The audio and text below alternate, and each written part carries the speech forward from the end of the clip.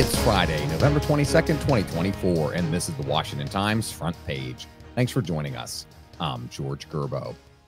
Former Florida Representative Matt Gaetz is withdrawing from consideration to be Donald Trump's attorney general amid allegations that he had sex with a minor and paid women for sex. Jeff Murdoch, Seth McLaughlin, and Alex Miller report Gaetz announced the move less than 24 hours after meeting with Republican senators at the Capitol, saying his nomination overshadowed Trump's agenda.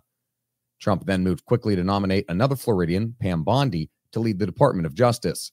Bondi was the first woman to serve as Florida's Attorney General, spending 8 years in Tallahassee.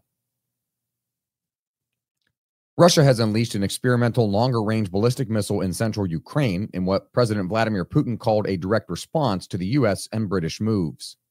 Mike Glenn reports Putin made clear he was responding to decisions by the U.S. and British governments to give Ukraine free rein to use advanced Western weapons to strike deeper behind Russian lines.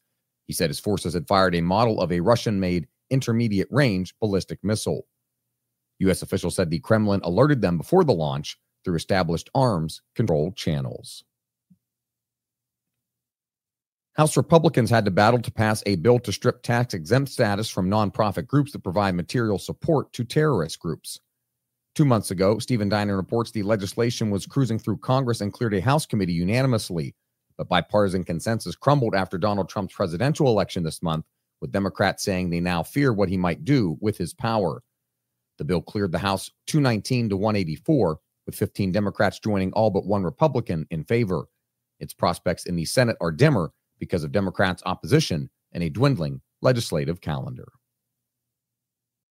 A spending watchdog says the federal government has spent $267 million since 2021 on contracts and research grants that include the term misinformation. Stephen Dinan reports the Open the Books group says much of the spending under President Biden went towards studying information about the coronavirus and Americans' response to the pandemic. Programs also included broader attempts to combat what the government deems as misinformation. One American university received nearly $250,000 to construct misinformation escape rooms at libraries. And finally, a study finds a majority of leading American medical societies have adopted progressive political positions unrelated to their specializations.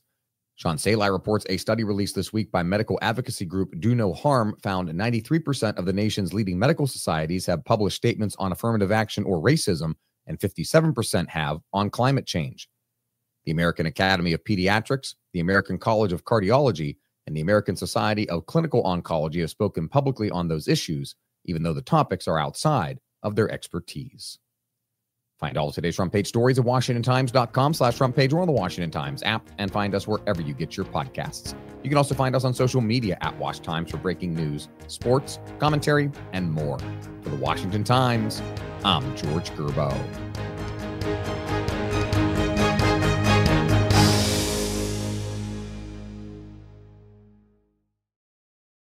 Marketing is hard. But I'll tell you a little secret. It doesn't have to be. Let me point something out. You're listening to a podcast right now, and it's great. You love the host. You seek it out and download it. You listen to it while driving, working out, cooking, even going to the bathroom. Podcasts are a pretty close companion. And this is a podcast ad. Did I get your attention? You can reach great listeners like yourself with podcast advertising from Libsyn Ads. Choose from hundreds of top podcasts offering host endorsements, or run a pre-produced ad like this one across thousands of shows to reach your target audience in their favorite podcasts with Libsyn Ads. Go to libsynads.com, that's LIBSYN, ads.com today.